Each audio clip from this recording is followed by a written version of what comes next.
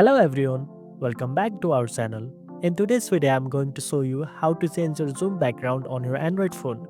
If you're tired of the plain background or just want to add some fun on your Zoom meetings, this video is for you. So let's get started. First of all, open the Zoom app on your phone and make sure you are logged in. Once you are in, join or start a meeting.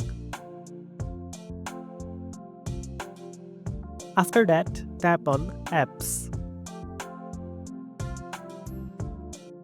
Here you will see partial backgrounds. Click on it.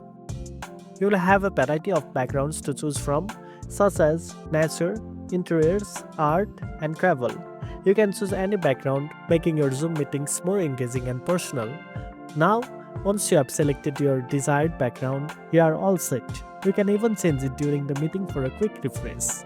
And that's it. Now you know how to change your Zoom background on your Android phone. If you found this video helpful, don't forget to like, share, and subscribe for more tech tips.